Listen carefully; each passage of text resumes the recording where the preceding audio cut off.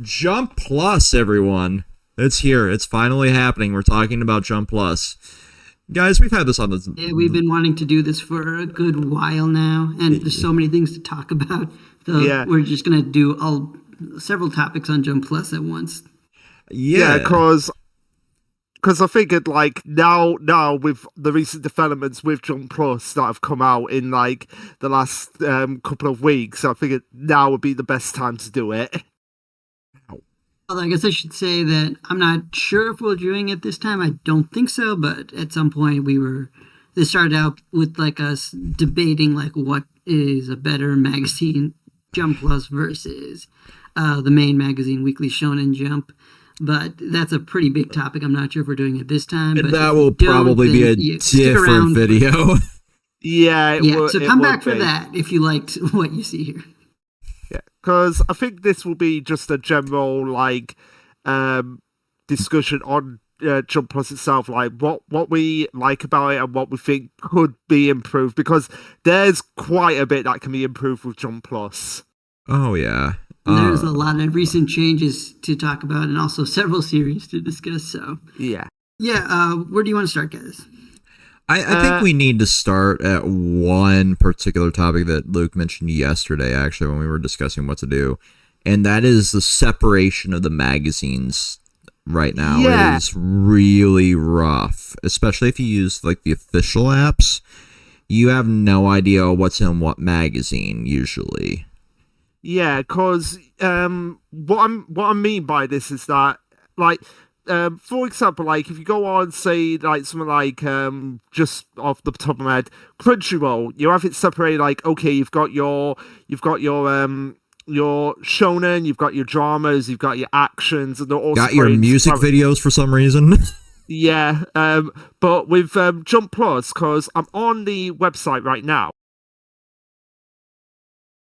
so yeah, you'll just have it like, okay, so on the daily updates, you would just have, like, okay, here are the list of series that are out today, and then you'll have the manga list.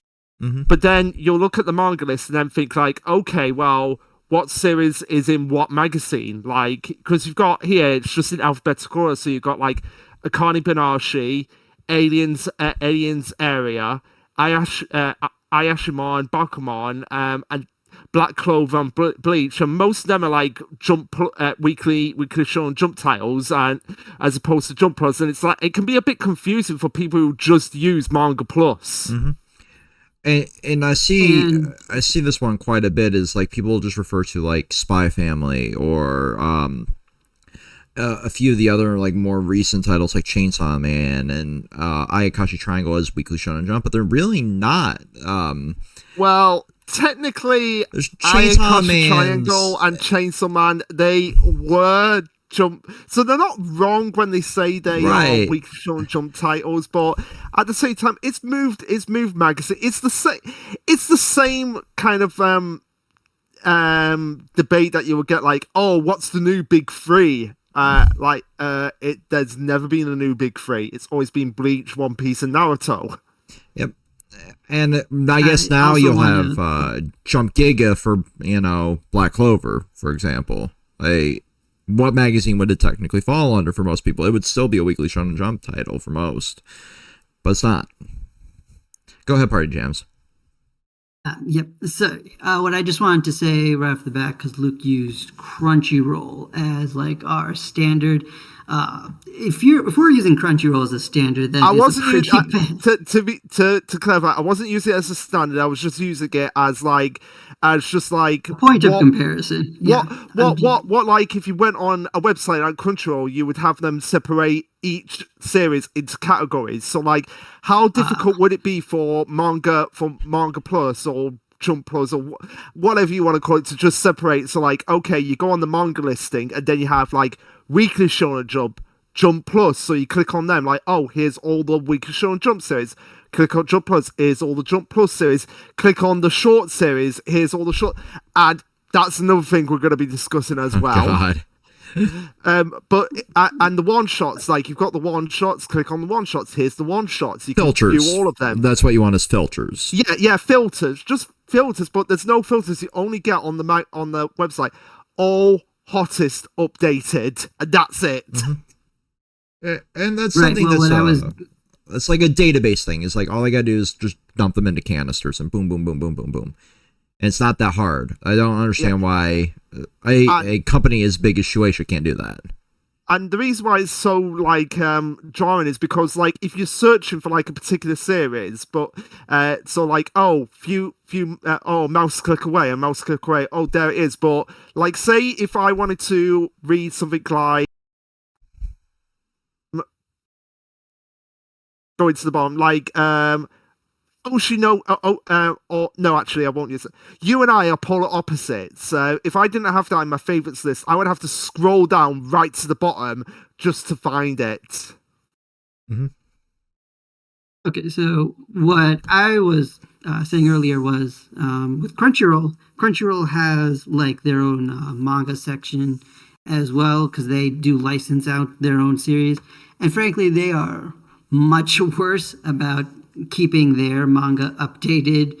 And I can say that like specifically as a Talentless Nana fan, because like they are the ones who own the license to that manga series, and it's kind of like very inconsistent when that series like will update, even though it's like a monthly series that comes out regularly without really any breaks. So maybe Crunchyroll is like okay. Not super Okay. Let me use another one, like Disney Plus. So like you have so like all its properties. So like you've got all the Star Wars in one filter, all the Simpsons in one filter, all like the Fox stuff in one other filter, like that sort of thing.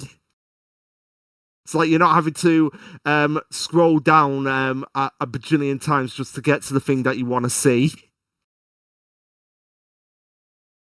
So I also wanted to go ahead. Bring up that with the recent updates to the app, they even got rid of probably the best system organization that they had, which was organizing the series based on like the day they release. If you open up the app now, iOS was spared for a little while until recently, but if you open up the app now, it just all comes out as the mangas have been released. But it used to separate each like section by like what day it released, and that's pretty handy if you read a lot of series like regularly, because then you can be like, okay, so these are my Tuesday series, these are my Wednesday series, and that's kind of how we discuss them. Like I think we'll get into it a little later, but like Tuesdays, for example, have like some of the magazine's best stuff, and then other days they don't, like Sundays, for example, they kind of mix in with the weekly series, weekly Shonen Jump that you can read on Manga Plus. So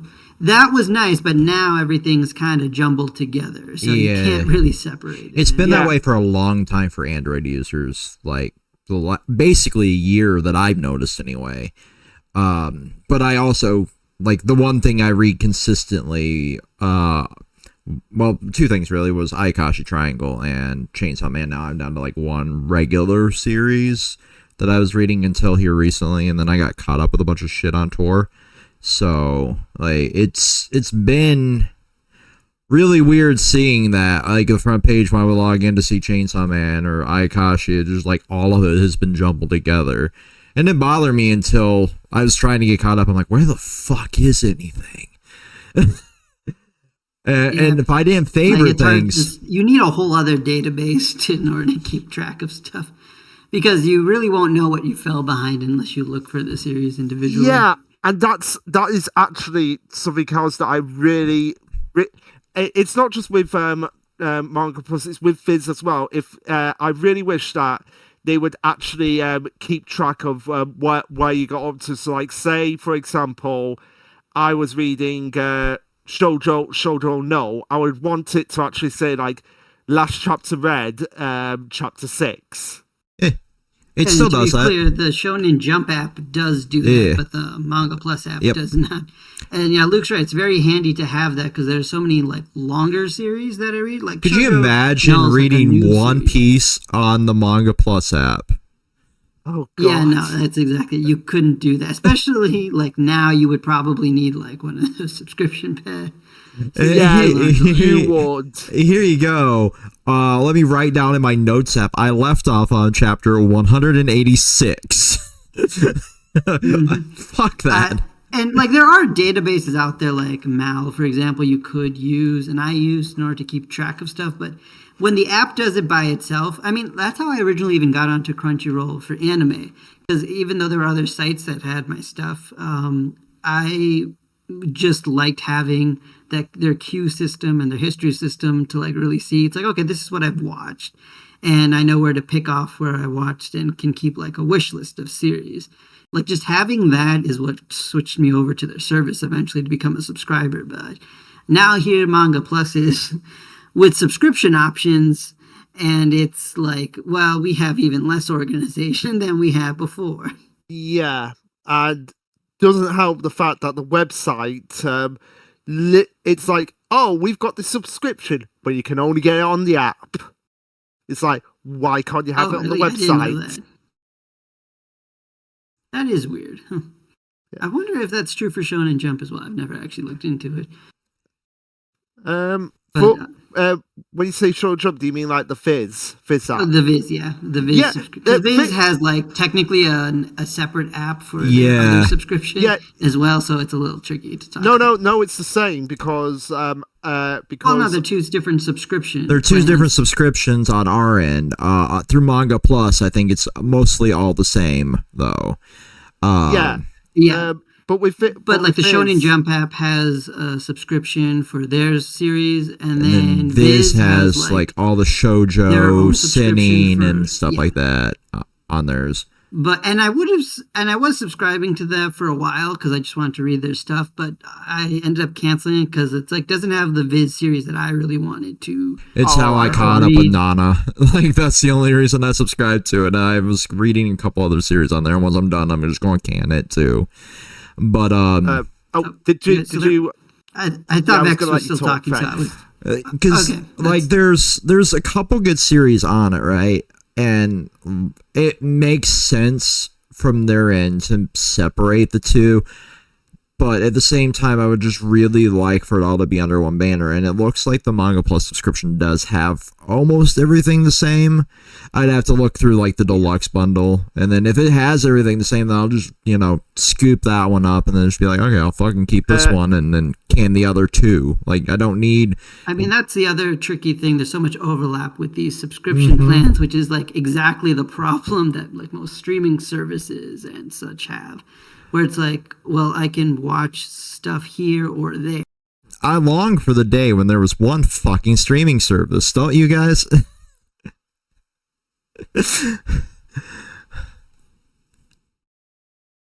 Oh shit. I see Party James is talking, but I don't hear anything on my end.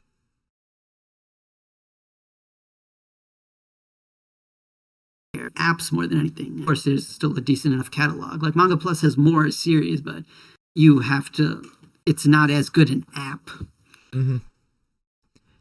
Yeah, but I think it's also managed by Shueisha themselves versus like Viz handling the Shonen Jump app, to my knowledge. Yeah. Well, no, because I'm on the Shonen Jump app at the moment, and it is what I see on the Fizz website. Right. But that's different than Manga Plus from Shueisha, is what I mean. Yeah. But Viz also has a separate app.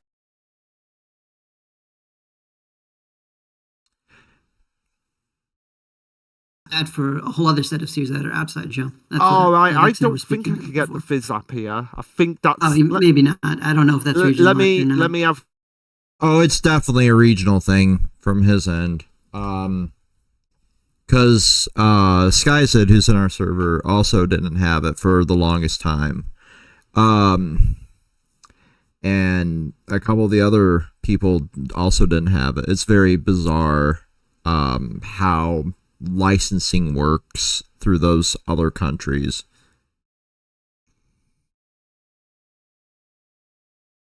Discord, if you could quit cucking me, that would be great.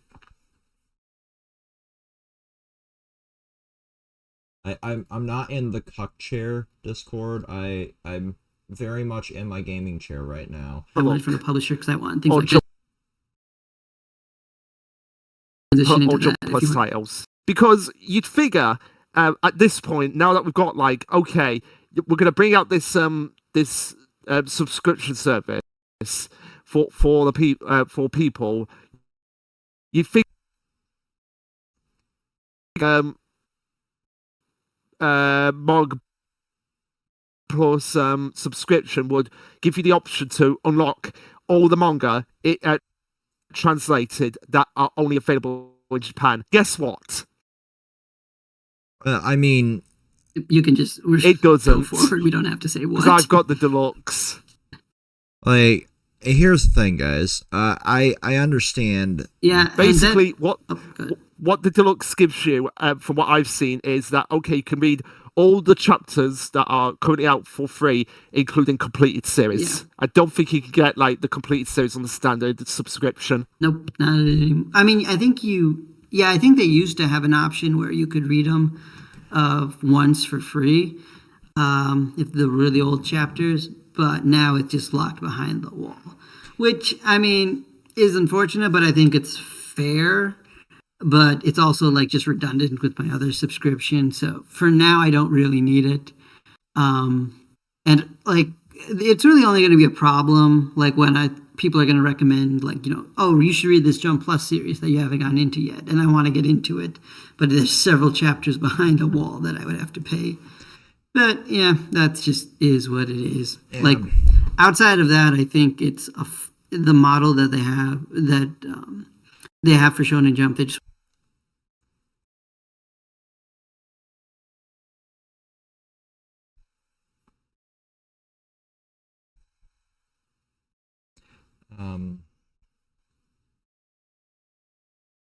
here.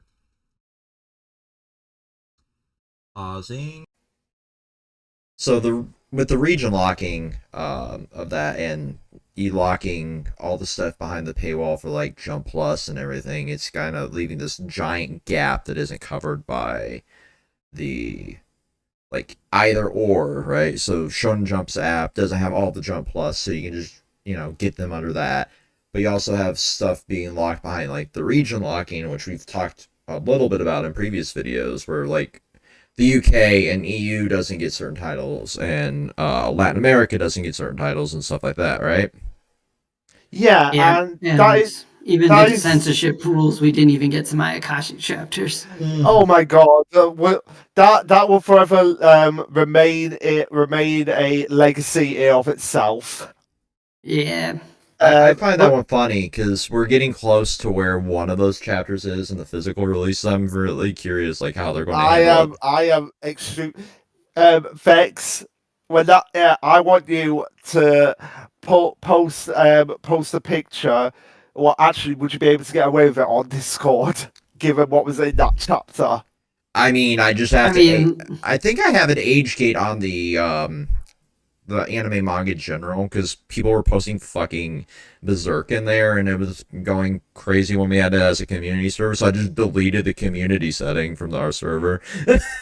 Okay. So I think I should be able to get away with posting it in my own fucking Discord. Okay.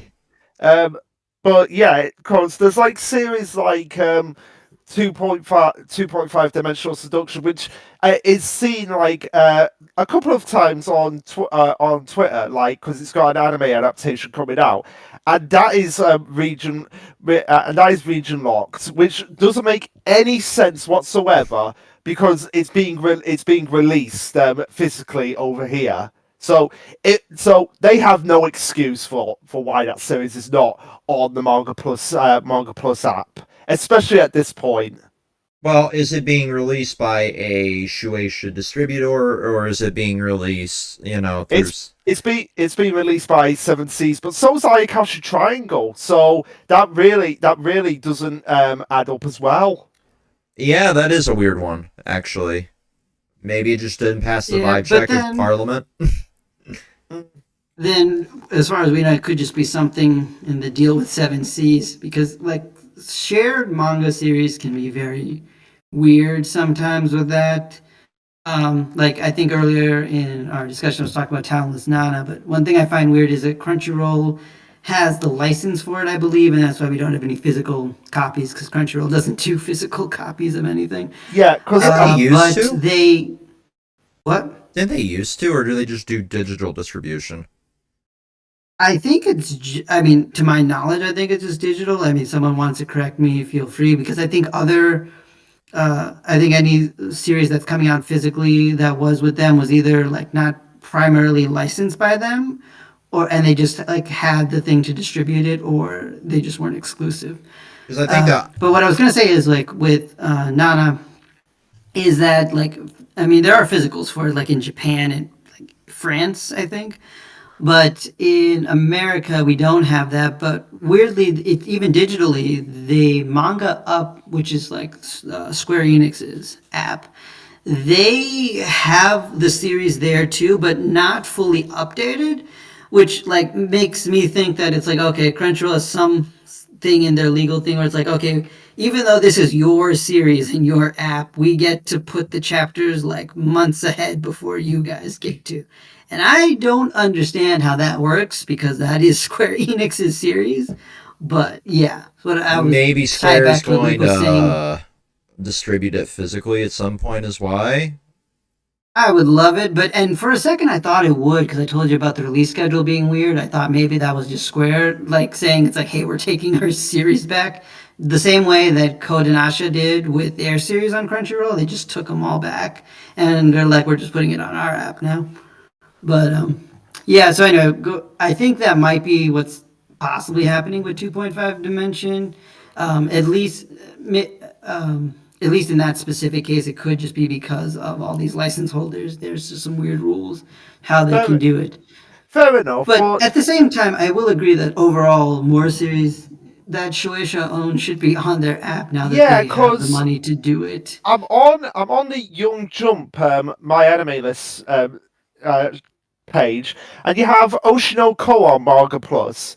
You have Yep. Kubo-san on Manga Plus, but you don't have something like say Kingdom or Kaguya-sama Love is well, Kaguya-sama's on the Yeah. Fizz side. But you don't have something like Kingdom, which is a series I've seen getting recommended up the wazoo, and I'm like, okay, Yeah, maybe I would. let's put an 85 volume long series on there. That's gonna take up some server space, guys. Well, I understand that one. well, even Okay, even but I think there are still other series there that would work. I yeah, think I'm Shadow's like, I'm House is like, Young Jump, right, Luke? I'm sorry because it's always gonna come back to this series now. 100 Girlfriends is a young jump time. So you figure with the anime for that coming, they would want to get that on the No, Manga you're Plus onto website. something there, because that one with the in anime coming out, you think like, oh, we should make this more popular than it already is. We got Yeah, because YouTubers doing the work for us. Why not put it on the fucking app? yeah, because it's super popular. Like if you go on like manga, because on my anime list it's got a 7.8, but if you go on like something like Manga Dex, which don't support, try not to support piracy, uh, but you go on something like that, it has like a 9.8 or something like that. And Yeah, and So I you also want think, to bring up Shadow's House, which is also a yeah, Young Jump Shadow's House. series. I was just looking at that as well. But yeah, Yeah, you'd figure that there were because that. fan translations have fell behind officials even on that. Jesus Yeah, and Christ. we all know how much some YouTubers or people on Twitter out there love the official translations so much so. Oh, they absolutely love them. Yeah, I got you. It's especially kind of a fan basis. especially when they try to claim like the translators are putting their own ideology out there. They Sorry. absolutely adore that. yeah, we're not going to dive down this rabbit hole an 87th time, guys. I know. Nah, it's fine. But yeah, that's my point about region locking. Because you'd figure like now that they've got the capacity to, okay, we're gonna have a ton of people probably buying our subscription. Maybe we should give them what they actually want. Look, I would Yeah, love and I also don't understand. I would And love for also, that. by the way, I can see it now because I've got Ayakashi and 2.5 volume ones next to each other. Yeah, they're both 7Cs. Okay. Go ahead, Party Changer. Yeah, go ahead, Vix. Uh, Okay. Well, what I was gonna say was, yeah, it's kind of weird, even like what choice of series that they have. Like, cause like with 100 Girlfriends, it's like okay, that's like very much a comedy series. Nothing, I would imagine, super controversial in No, there. there's that. And then I can safely say, as somewhat like they even even some of the things that you would think are controversial, they actually poke fun at the fact that this is actually a something controversial, and yet they're still letting it go through because okay, slight spoiler. One of the girlfriends is the cousin of the main character, right? And when that happens, he's like, "Seriously, situation, you let me do this?" yeah, that is fun. And yeah, similar thing with Shadow's House. Like it's the series I don't understand why that's not there. And the monthly series, like I always thought that we got most of them over here. Like and just like the few that we didn't are like newer series like Bugle Call, which hopefully will eventually come in. It's like 12 chapters in. But there are some longer ones like Kimono Jihen and whatnot that just have been out for a while and I think are getting physical releases, but not simulpubbed for some reason. So I think at this age, manga just is weirdly behind anime in terms of getting simultaneously Yeah, released which leads to digitally. which leads to series like Kubabachi, the new Shonen Jump series getting its first chapter pirated. Oh, you mean Kagurabachi? Yeah, that's what I meant. Okay. And that Okay. Yeah, I mean, and that I needs love how to even the Jump editors are like fully aware. It's like, man, you guys like really like this series for some reason. yeah. Okay. It kind of reminds me of with Bleach, how Kubo made Gin to be like the creepiest guy ever, and yet for some reason he has a large fan base. I don't Yeah. understand that at all, though. Like, he is such an uninteresting Again. character. But he's Yeah, I don't really either. so precious, it's so pretty. I guess that's probably what they're thinking about with Kobobachi, like, but he's got pretty swords. I'm a missing demon slayer. It's Yeah, literally I mean it. that's mostly it.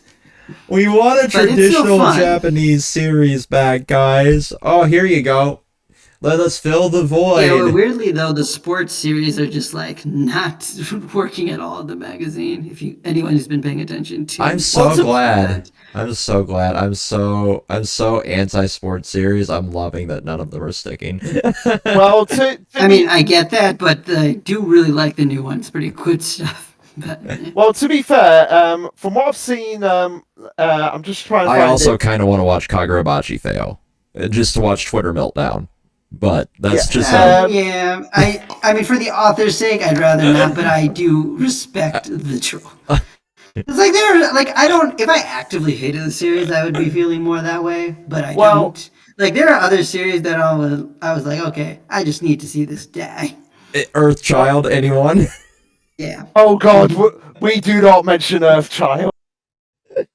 That was Well, still one of to my Yeah. favorite You rants were in a saying something? video. yeah, well, Yeah.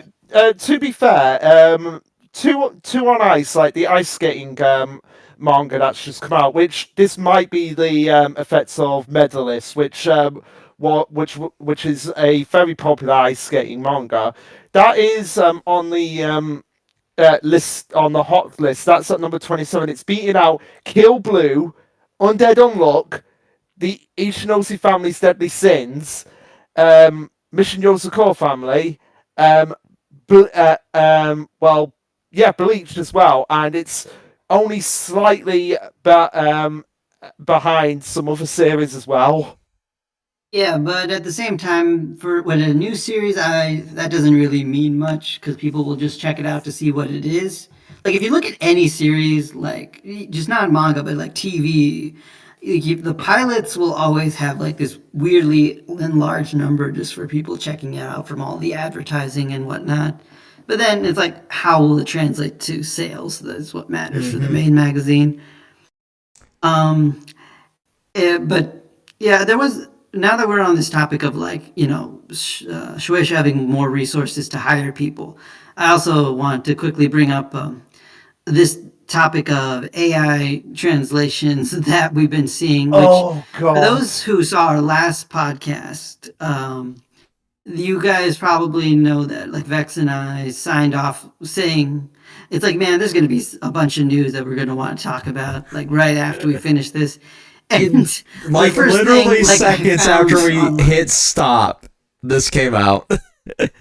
Yeah, there's a new rugby series on Plus that had been lettered. Well, originally it was lettered by an AI, and everybody got mad, and then they fixed it. No surprise. And it was just like night and day. I'm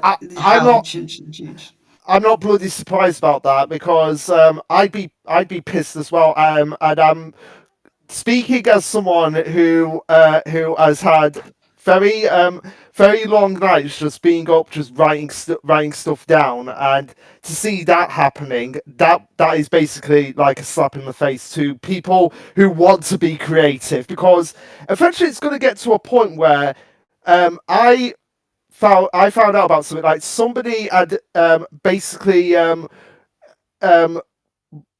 talked out like a story that he wrote that he wanted to create, and used an AI to do all the writing and everything, and he got banned from Amazon self-publishing because he wasn't physically sitting down to actually write the book himself. He was using AI.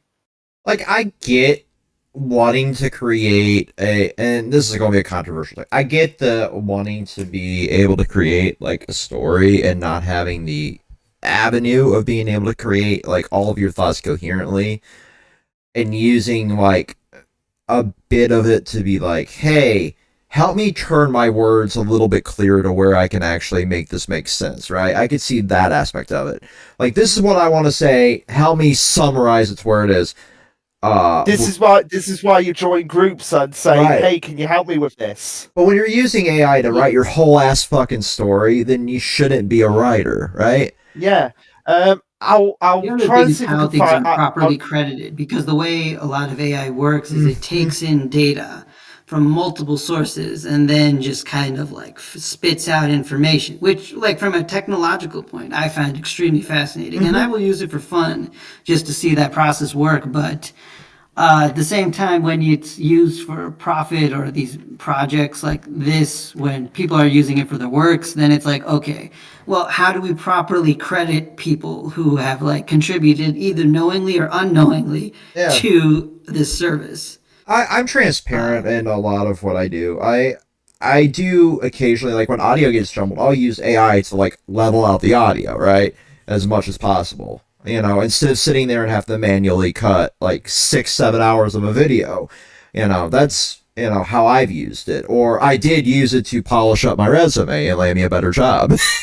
Like, I've done it for that kind of shit, right? But like, I'm not going to sit there and use it to create like an entire project, because I understand from a technological standpoint like how this shit works, and it's just going to sit there and scrape people's data and their works and their art and all of this. I'm not going to sit there and do that kind of thing. Like, I did mention in like an old Chainsaw Man, like I'm like, I want you to write me a sappy pop punk song, kind of like Navy Blue, and just to see what it would, you know, fucking create. And I'm like, wow, you really are just still really dumb, because you're using the exact song's chorus in the bridge of the song. Like, it's so bad. I found it. I found the article. So what article? About the author used ChatGPT and Midjourney to write nearly 1,000 books in 9 months. Well, there's your problem. Like, how are you writing that many books? Well, machine learning. Like, if you're going to hustle Amazon, like, I say this as somebody that works for them, right? Like, I hate how they handle the self-publishing side of things so much, because you would get the drop shippers doing like these asset flips of like where you go in, you know how it works in gaming, where like they'll just use like Unity or like whatever baseline engine and Unreal, just yeah. and use the basic assets and just shit out like 9-10 games. During COVID it was really bad when Yeah, I worked there. RPG games is like a whole genre. Right. So they'll just use the base assets. Well, people would go on like Google or wherever, and then they would just FBA a bunch of like coloring books as like their little side hustle, right? So it was shit. The same person would shit out like 9-10 of these a month just to make a quick buck, like adult coloring books, because everybody was stuck at home, so they had to do something. Like I respect the hustle on that aspect, right? But Amazon had no like quality control for what was being put out. So when these would come out, like they were all the same. They were literally all the same. It was like this coloring book by this person and this person's coloring book here were the exact same, like 20 pages. Yeah, and now people are like getting Amazon self-publishing accounts banned for basically like, we don't understand why it's being banned. What are you publishing? Coloring books? It's like, well, there's your answer. You took the same 20 pages that this person did and the same 20 pages that this person did. But now it's worse because they're just using AI to shit out 9-10 books a month. Like, no. Yeah. And also, it wasn't that guy. It wasn't that guy. But it was another guy who was like, it was like he couldn't never imagine himself being a published author until he used AI. But that's the thing. If you're using AI, you're not doing it. Just to write, you're not the author. To me, and I'm sure like every other, like I'm sure Oda, like Kubo, much as we the person that wrote Harry Potter, say what you will about her, but she actually sat down and wrote the books. Exactly. Like that's the thing, right? I've come to respect a little bit of the hustle that comes with it, right? But at the same time, like I absolutely hate this take. Like I want to do this thing, so I'm going to do it the shortcut way. There are a million different avenues in which AI can be utilized. Not stealing people's data, not by doing like 9-10-20 books, not by fucking lettering the manga. AI has a purpose of just coming down and just simplifying menial tasks, right? Yeah. And I think the main reason why it pisses me off the most is because people do it thinking that, oh, this will get us rich right away, and that's the thing that really like irks me, because I'm part of the like Amazon KDB self-publishing groups, and every single time somebody asks that question of like, how can I make this book super popular through self-publishing, you get the same answers. Don't be asking that question, because it's just like content creation. It's mainly about the process of actually writing. If you're gonna go about doing the easy way, thinking it's gonna make you easy money, then you should not be a self-published writer. And I know that's kind of that can be kind of like seen like, oh, what gave you the right to say that? The fact you did the fucking work. The fact that I've done the work, I'm still doing the work, and I'm not doing it out of a sense of like, hey, I'm going to be super rich, I'm going to be living off self-publishing. I'm doing it because I want to do it. Right. Like, that's the thing. Like, what annoyed me is that Shueisha signed off on this when they have entire fucking departments dedicated to lettering. They have assistants that sit there and letter. So why the hell did they sign off on this? That's what irked me. I think that's what irked, you guys as well. Because... Yeah. I mean, that, and of course, we live in an age now where we're able to not just talk with the mangaka online, because, that by itself is pretty cool. But we can also speak with the people who translate and letter for us, go over their thought processes and their work. And so now they're not just like people in the background. They're like real human beings with jobs, right. And like, well, Yeah, and so it's even more harmful because, like, if back in the day, if something like this existed, and let's say social media didn't, which is it's going to be the weirdest defense of social media ever, but we just like wouldn't be that aware Hmm. of like the AI thing. Like, we might have noticed like a dip in quality with like certain series, and certain series would just be like, oh man, this fell out. But whatever, there's just like some stuff going on in the background that's beyond me that they're messing up. And that would still hurt them, I think, financially, but at the same time, It wouldn't be as deep. wouldn't be as like anger inducing as what we saw Yeah. because nowadays, like, we see the faces behind the actions. Yeah, it came out at like the worst time possible too, because it was right during when the writer's strike was still going on, and the voice Yeah, that also is the screen actor strike and all this stuff was just like hyper aware at the moment because r- love it or hate it, social media is really good at drumming up drama where it's needed and not needed at the same time. Yeah, Yeah. because And I mean, that's how I originally even joined up like it because I had a government teacher even tell me it's like, man, there's like all this stuff going on all over the world, and social media is a great way to learn it, especially when those countries just try to censor the news. And I'm like, okay, actually, that sounds like a good argument for me to get on Twitter. And Yeah. that's why I even made an account. Yeah, I got on TikTok because I was bored. I got on Twitter because I was bored. I got on Facebook because of fucking Call of Duty. yeah, but yeah, going to what you just said very briefly about AI and like the screen actors. Yeah, it's getting to a point like where you have people like Zelda Williams who's like getting really pissed off because they're trying to AI her dead father's voice. Yeah, well, Oh, God, that's that's why a you whole other level of messed up. that's why you don't sign your life away to the mouse. Yeah, but just monetizing like people after death like that. I mean, that's just a whole other. I'm can not of even worms. going to open that can of worms. That's like fucking opening the Ark of the Covenant.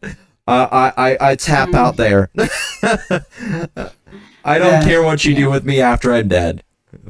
Like, I mean, even turn if my I death would into be in the same content. agreement, like, because if like if I mean whatever happens after I'm dead is like little of my concern, but I would be concerned about how it would affect like the people that like knew me or associated with yeah. me, like my family and friends.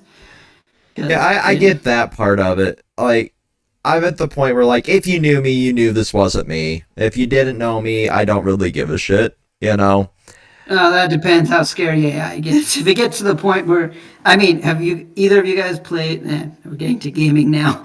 Go for it. Simulacra. I think that's what the Which game is. game? I believe it Simulacra? was called Simulacra. No, I haven't. No. Alright, but basically, yeah, it is called Simulacra because I remember I played it. It's basically like an indie series where they investigate the missing disappearance slash deaths of people. And I mean, I guess this is spoilers, but whatever. There's like 3 of these games out now, and it's always the same idea.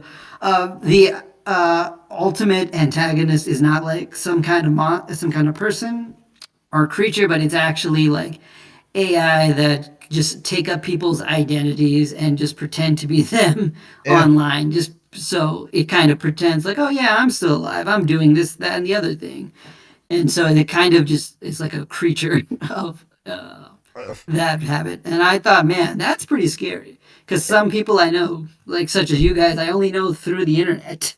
Mm-hmm. Yeah. Yeah, it's terrifying, really. Like, deepfake technology and all this shit that's really become super prevalent. Like, we've seen deepfake porn videos of celebrities, and it's just like, oh, your nudes leaked. Like, I've never even taken a nude picture before, but I've seen you spreading cheeks on the internet. Well, that's a deepfake. Like, I find stuff like that so eerie, but at the same time, I've just come to terms with it. It's something I probably shouldn't, but like, it's how technology advances. It's the unfortunate reality of stuff like A that. lot of things you probably shouldn't. But yeah, that's like all the more reason that I think it's important to get mad about this stuff now while we still care. Yeah, like it's so. I love the technological aspect. I love seeing technology advance, but some aspects of it definitely need to be regulated. Um, like like I said, like I use it to balance audio. I'd fuck around with like stupid shit, like make me a song like this, or like crap like that. But like it's just frustrating when it's actually out there taking real jobs away from people. Like, that's where the line needs to be drawn, and I respect the hell out of the voice actors, the screen actors, the writers for putting their foot down. And that's why, like, I'm very glad, like, Zelda Williams and a lot of these other actors are just like, what the fuck is going on here? Like, why are you recreating people's voices and their likeness? And, you know, digitally de-aging is another iffy one where they're like, well, Harrison Ford is a fossil, but we need him to look like he's not a fossil, so let's digitally de-age him. Yeah. I mean, at least there, I can at least say I'm less ethically concerned, because that's just like editing technology, but at the same time, it's just creepy. Yeah, but didn't they do that with Moff Tarkin in one of the Star Wars movies recently, Luke? Yeah, and the actor's dead. Yeah, and they were gonna do it for Saw X, DH Tobin Bell, because it's meant to take place between the first and second Saw films. That timeline is more confusing. They can just hire lookalike actors. Like, there are so many people that just look like other people. Like, everybody even has, like, a direct fucking doppelganger. It cannot be that hard with the advent of social media to find that person and pay them, like, 10 grand to act in, like, 20 minutes of scenes. Considering all the money put into makeup and everything, they could probably just, like, take care of any of the remaining inaccuracies with that. Yeah, but with Saw X, they decided not to do that because, because they realised it would have taken away from the performance, and that was a good choice because it's like Jigsaw in Saw X is the main character, and he's on screen pretty much all the movie. Like, I thought fucking Kingdom Hearts was confusing. What is Saw anymore? So Saw is a lot of things, but a good film franchise, not that. Well, no, Saw X is a good film because it's more focused on like the character of Jigsaw rather than the traps. And that's good, at least. It's not just straight up gore porn, but like, no, let's get back to manga, guys. Yeah, of course. That's like we like to go off on our tangents. I had to reel it in a little bit, though. yeah, you did. So anyway, the one other thing. Before we actually talk about some of these series, is the I don't know, and Arba's gonna kill me for saying this, but there are just too many. I'm trying to think of the nice way to say this. Get out manga. Okay, that's I think a good way to put it. And weirdly enough, this point was kind of like where our discussions began with this. Just because there's a lot of series now. I mean, I think my point was, like, as we said in the very beginning of this discussion, there's like very bad organization, which kind of makes it hard to find series. And so when you have a bunch of short series that just come and go, it just adds more clutter effectively. But I don't think, this is my opinion, I don't think that personally having short series, like, and when I say short series, I don't mean like act series, like Shueisha likes to do. I mean just like actual short stories. I don't think having actual short manga series in and of itself is that much of a problem. In fact, I think nowadays it's probably the better way to go, because like even with like some stuff like One Piece, like there's still going to be the joke of, okay, One Piece is like 1,000 chapters long to tell the whole story. That's not even like the longest Shonen Jump series. It's just popular enough to know for people. Yeah, but that's my point. Like nowadays, like reading hundreds of chapters or episodes of anything to get into a series is a lot. So it's probably partially why Netflix only does like series with only like 2-3 seasons, rather than like what we used to have like back in the day, where it's like, oh, season 31 of The Simpsons coming soon. Yeah, but which was a whole other discussion we thought of having. Yeah, but to kind of with that point, it's like if people are willing to prepare, like one thing, this is something I will never understand. All right, so. And it is relevant to the topic. Lumious Trader Sack literally sat down and watched every single episode of Pokemon, right?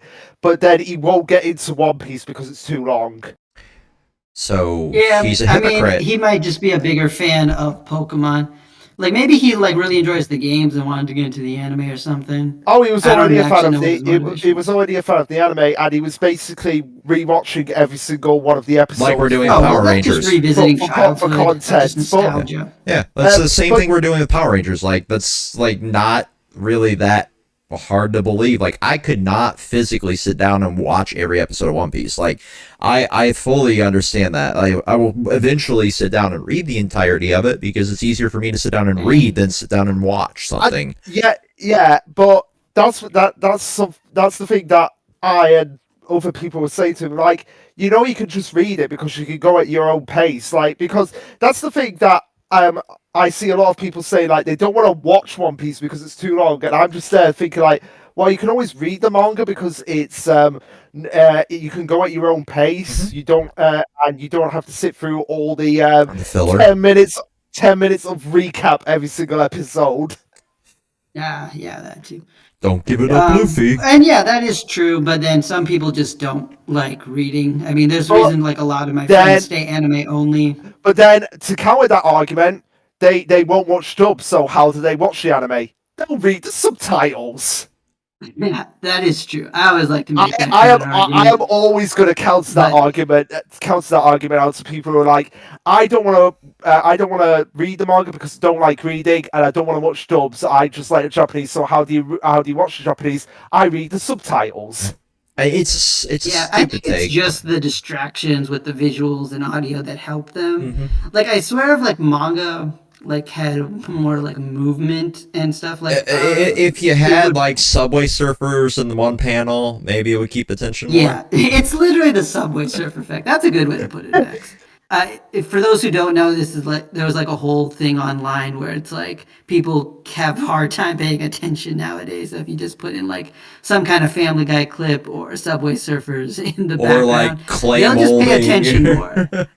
And it's funny because I've seen like joke videos about this where people will just like randomly talk about like some of the most boring things ever. And I want to do just pull up Subway Surfers, and I'm like, I'm paying attention to this. I want to dive into like politics and just put like fucking Subway Surfers at the bottom, like a politics podcast on TikTok with Red. That's a joke. You know, that actually could work. Have you seen Uwu-chan? Just floating around. It's a girl who's just like, yeah, and fucking Uwu, just to fucking talk about politics. I'm like, you know what? Gen Z's gonna love this shit. Yeah, that would work. I'll try and link one of her videos in the description of this so people know what the hell I'm talking about. But yeah, what I think would like improve it, in my personal opinion, is if they like acknowledge, is if the authors actually came out and said, because there was one series that recently wrapped up called The Soul Spewer. I think it was something like that, where they made it very clearly on the first page of the first chapter, this is going to be a short series.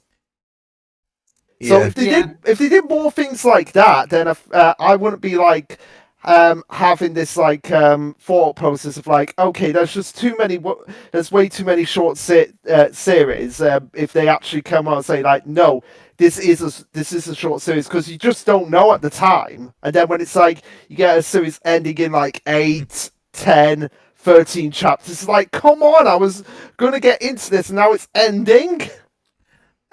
Yeah, I mean, I also wonder like how much of it's like actually planned, because like with Axe series, for example, it's like, okay, this ended prematurely just by like definition. P6, for example, like you can tell them rush the ending. Quite a spontaneous end. Well, and I do want to get back to P6 because today we got a new Jump Plus series. Yeah, I was just going to bring that up. That's why I brought that up too. Yeah, the author brought the new series today. Oh, so okay, everyone read it then? I did not yet. I have not read it. Okay. It's just like, it's one of those. His art style, it's just something that is just not my cup of tea. I love it. And, you know, on that note, I mean, I guess we're already talking about it. I honestly wouldn't recommend that you read it, Luke, if only because back in the day, Luke and I had, like, weekly talks about, like, the manga, and P6 was one of those series. And he dropped it in pretty early, and so did I at the time. And partially it was because the series was like very unorganized and messy, and the art style just kind of added to that. And this chapter of his new series is like very much that early Oh P6 god. stuff. It's So it, it would probably drive you crazy, but yeah, I think that for this series that he's doing, it works because of what the story is. Um, yeah, but it was which, just for like those who want to know, it's like a dark and magical girl series. That's what we're doing.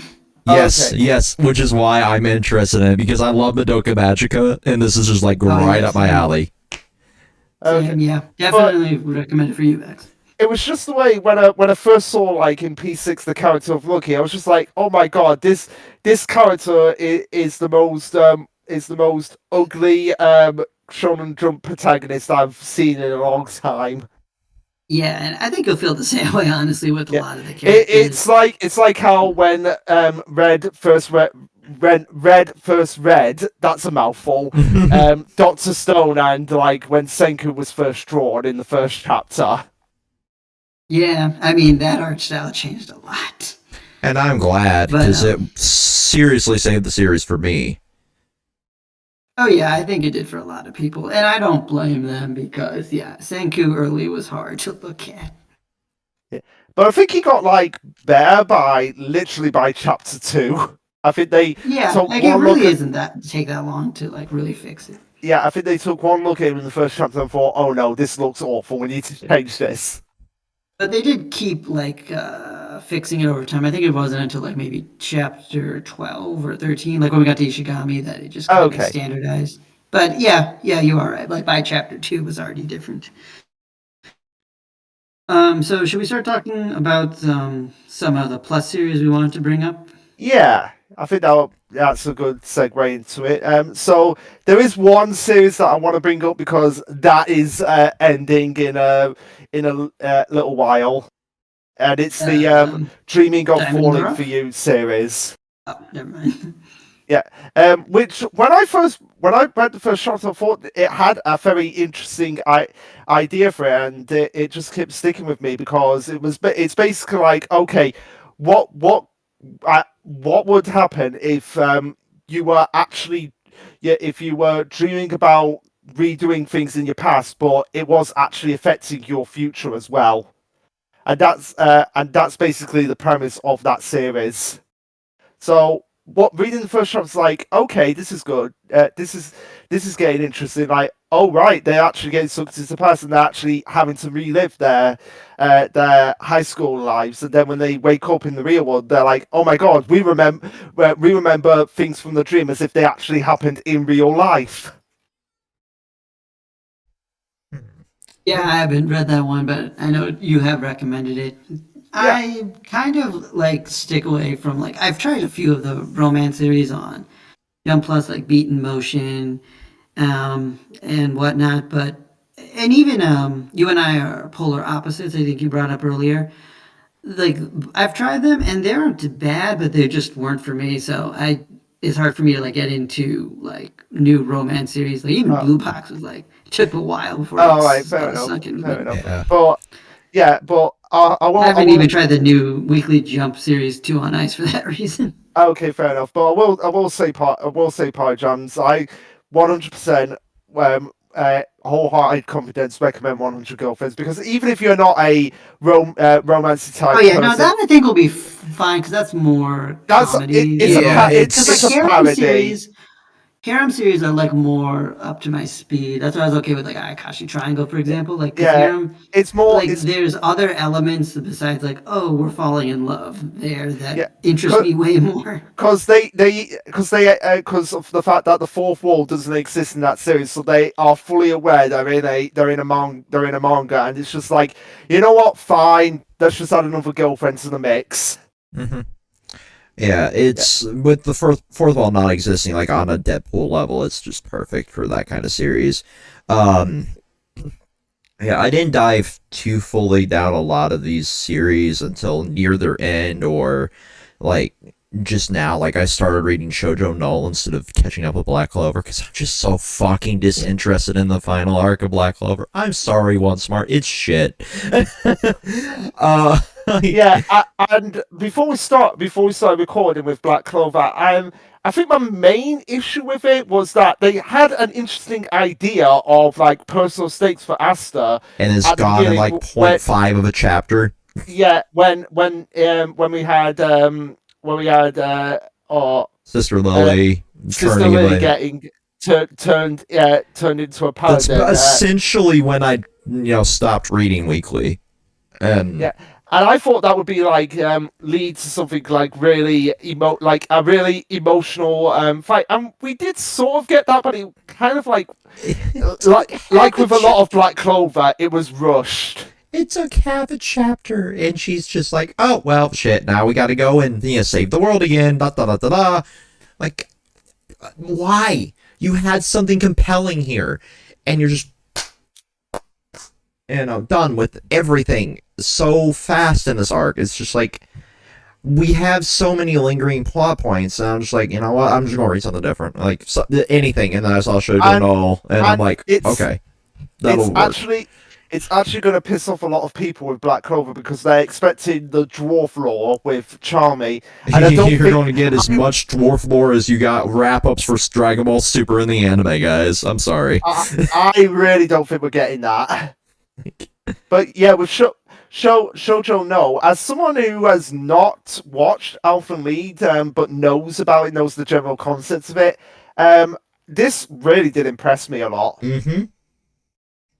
Like that's why I decided to read that one. It's just like it reminded, like the premise of it kind of gave me like an Elfen Lied vibe. And I'm like, liked Elfen Lied, so I'll like this. And normally I wait till there's like 13 chapters of a Jump Plus title before I touch it, because then I all know like, oh, it's ending next week, or oh, it's actually going to stay going. Kind of like I used to do with like Shonen Jump titles. I wait till there's like 20, 21 chapters, just to make sure it was going to stick around. But I'm like, I need something to do today between sets, so I'll just read this. Because my Steam Deck was dead, my laptop was back in my hotel. I'm like, fuck it, give me something to do. I could have just sat there and played Genshin or Honkai, but I'm like, you know what, I don't want to drain my whole ass battery. Jump app doesn't do that, so I just decided to read that one. Art style's top tier. I will say, like, there's a lot of room for it to grow, but it's only 7.1 chapters in, because every Jump Plus title needs a 0.1 chapter. Just, I hope it doesn't go down the Spyfamily route of, like, every other chapter being a 0.1. Oh, God. Well, I mean, it's on a bi-weekly release, right? So that's why. Yeah. Plus, as well, there's, like, already theories about, like, with the dad of the series and how much he's truly connected to what's going on in the plot. To like an Aaron and his dad plot level, kind of, maybe. I've seen a lot of fan theories on that one. Another one that really captured me was that Wild Strawberry, I believe it's called. Yeah, that one I've not started because I've heard really mixed reviews about it. I only read chapter 1. I love the art. The plot is not great. Like, okay, so it's basically like Child 2.1. Like, think Tokyo Ghoul level art with a mid plot. Oh God. I like it. It's like, I love Posca, the artist for Promised Neverland. I love their art style. Like, I follow them specifically to poach their art to be wallpaper. like that's literally why I follow them at this point. But like, that's the kind of level of dedication to the art in there, and like, I want to like the series, like I really do, but like, the fucking plot is just mid. So it's basically like when movies compensate for the lack of story with special effects. You mean like anything Michael Bay? Anything post Endgame in the MCU? Here's $75 million in CGI budget. But what about the plot, sir? Fuck the plot. Well, let's make money. To be fair, Guardians 3 and the last Spider-Man film were pretty good. Would the Spider-Man have been good if you weren't hooked by 25 years of nostalgia, Luke? No comment. Okay then.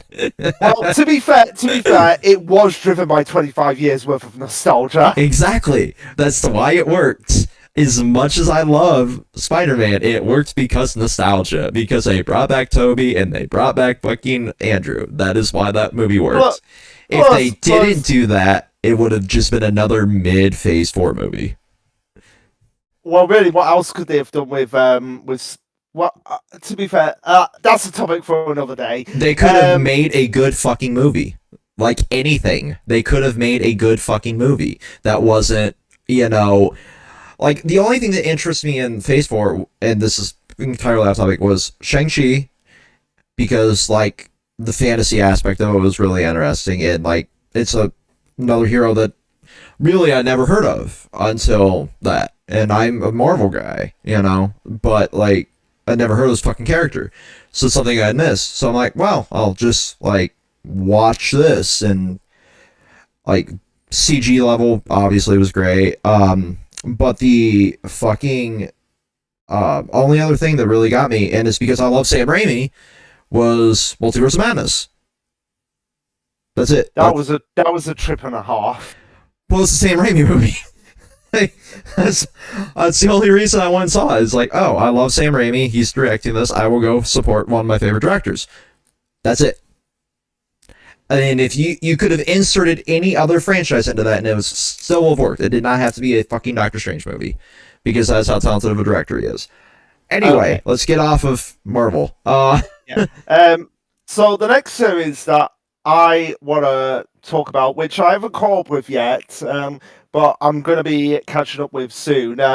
Probably because at the time there was like an abundance of chapters coming out each week. Kindergarten Wars. Oh God, I need to start that one. I am so happy I started that one, because guess what one of the characters is called, Vex? What? Luke, and he's British. Wow. I am not kidding. That's all it takes to get you into a series, Luke. Well, he has to be British and he's called Luke. But no, he doesn't appear until a good chunk of the way through, like, the first portion. So when he did show up, I was like genuinely surprised, and Pie Jams knew that he was coming up and was keeping it secret from me. Mm-hmm. I actually do that with some series where it's like a friend of mine has like this name. I'm going to recommend this series, so when they get into it, I want to see how they feel about this character. I do like this concept of, like, these criminals being forced to be kindergarten teachers for, like, these kids of these really famous people in the exchange of, like, okay, your sentence is going to be reduced as a result of it, but in the process as well, they slowly start to get a unique friendship from it, and even though it's like starts off like that, oh no, we're not going to be friends, it's like, come on, you're in an environment working with each other day in, day out, you're gonna at least form a relationship of some kind. Yeah, it's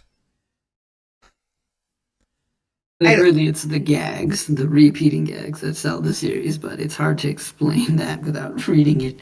But the main character is always looking for a hot guy to get with. Yeah, oh my God. Every chapter is just her, like, finding imperfections with them and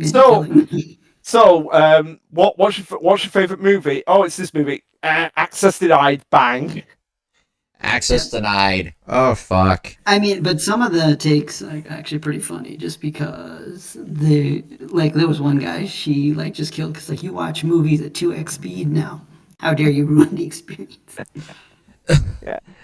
Listen, I can understand watching some things at 2x speed. Yeah, me too. I did like so many lectures at 2x speed. Same. So much to learn. I do not want to learn the basics of subnetting at 1x speed. Okay, come on now. Let's speed this up. This is an 8.5 hour lecture. Yeah. Don't miss that. But yeah, I feel like once the anime for this series comes out, because it's inevitable it's going to come out, the anime at this point. Yeah, it's selling like crazy. Yeah, it's gonna I think it would like, and I'm gonna say this is a controversial take just to shit on the series again. I think it's gonna be more popular than Spyxfamily. You know what? If it gets a good studio, I can see it. But it really depends on the studio, because Spy Family got some really top-notch animation. Love it or hate it, it gets some good animation. I will say, like, I respect the hell out of that author and just, committing to the bit. But that series fell off so goddamn hard for me. I caught up with it, and it's still... Like, I'm just going to let it build up another 20-some chapters, honestly, before I read it again. I'll let you know if anything interesting happens. The only thing that I do know is that Yuri is kind of catching on to the fact that Lloyd is Twilight. Yeah. Sort of, kind of. Which, but I mean, he's also dumber than a sack of shit, so it'll take him another 25, 30 chapters before he gets any further with discovering it. Well, you want to know who else are kind of like dumb for not figuring out something about the other? The entirety of the Forger family. You'd figure at this point they would have figured out, like, yeah, there's something off about Anya. But she cute girl, Luke. I mean, I don't care. She cute girl. And that is the entire selling point of the series, and the fact that everybody wants to get dominated by Yor. Me as well, but like, come on. I said this in our Mission Yosakura video. I is cuter than Anya. Yeah, no, like 100%, because the character actually helps with the plot occasionally.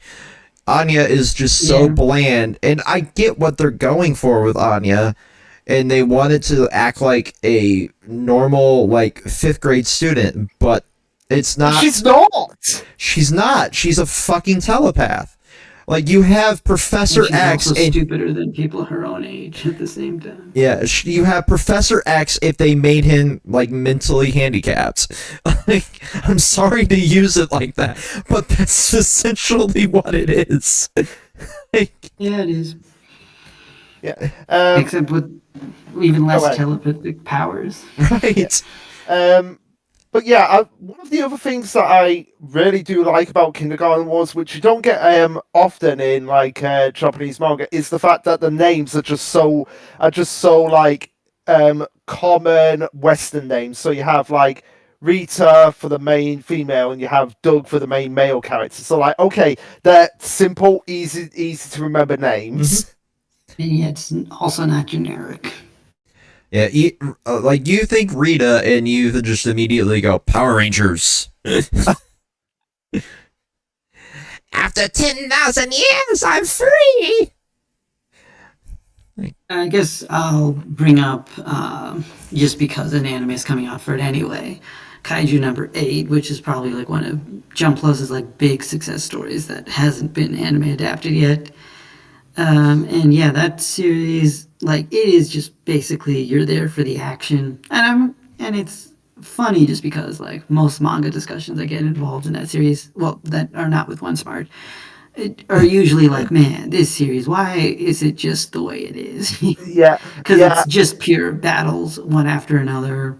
The characters you kind of care about, but not enough. But I guess it's just barely enough to keep you going. I mean, I'm reading it still, so yeah, must be doing something right. Like, I think we talked about this for a little bit during the Yo's Fam video. Yeah, well, I don't think it was the Yo's Fam video. It might have been brought up, but we have definitely talked about it with for Boyo Blazing Stan before, because he's a fan of Kaiju number 8, and I've just been like, okay, what's good about it? Convince me it's good, and couldn't really say anything except for it's good action. Yeah, like, and that makes sense for what it's doing, right? Yeah, because it's like how to put this without shitting on another series. Well, even as community does, like Party Jam says, so like I don't really care too much. It's turn your brain off action for the sake of turning your brain off action, which it drives shonen, right? and it drives kaiju, and kaiju is the whole premise of the series. Like, you don't go into Godzilla movies expecting a deep plot, right? You go in to watch monster fights. Also, like, when you... Yeah, but I think it's also like those kaiju movies that actually do make me think, that make me go, man, I'm glad I watched this one. Yeah, because I remember that's how I felt with like Godzilla 2014. Because it was not like the deepest movie ever, but considering I went there with like the most brain dead feeling of I just want to watch monsters fight each other, I was like, okay, you know what? I came away with something about like humans in the world of kaiju. Yeah, and it, like Ultraman, for example, you can do kaiju with a plot, but at the same time, like, that's like the base premise of like a kaiju movie is just like, oh well, I want to watch dumb monster fight dumb monster and then walk away feeling like my testosterone raging, you know. So I get the appeal of Kaiju 8 from that perspective, but like, I think I read 3 chapters of the series total, and I just like, I am bored, and I love kaiju, so it didn't do anything for me. Yeah, I mean, this one I think it'll just be worth watching the anime, just because the animation should just carry over the art, because the art style is really what carries the series. Yeah, it's not the writing, it's not the lore, it's definitely not the character cast. Yeah, and the animation looks good, and I hope it succeeds because like it's a good series for Japan. Like, I don't think it's doing as well over here, but somebody can definitely correct my dumbass in the comments for that. But yeah, it just wasn't it for me. But let me pull Manga Plus back up here. I sat my phone down like a dumbass. There is one series that I do like, but it's like one of the most confusing, kind of trippy psychological thrillers at the moment. Jean Bar Tarian. What the fuck is that? You've probably seen me post pictures from the manga of just being like, this is the creepiest thing I've ever seen in my life. Okay. God, yeah, that's like a horror series, basically. Yeah. Yeah. Okay. How can I describe this series? So it's basically like tough. if Goodbye Eri was a regular published series that was basically about a neglected middle schooler who was just like, hey, I want the world to all become me. One of us. Yeah, there's a little more to it, but basically it's just a horror story, and the horror imagery is like definitely what carries this series, because I think story-wise not much has happened, and you could say it's like 14 chapters in.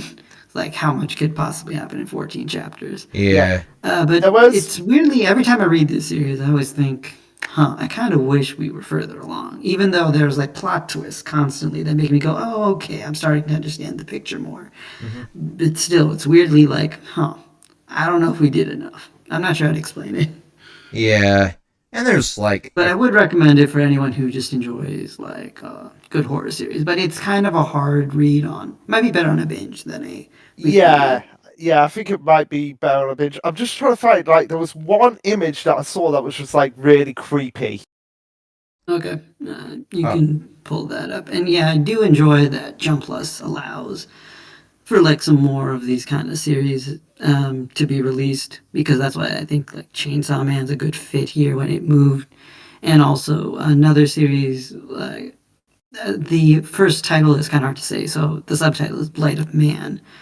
And Blight of Man is probably one of my personal favorites, like, Plus series, even though it's like, I can't say it's like the most quality series compared to things like dandadan, but it is still like a very me kind of series. Every time I read it, I'm like, yeah, this is like one of those series that just fits my taste perfectly, because it's scary, but it's also a mystery, and the characters all have like very fun personalities. But we're also chasing around golden balls.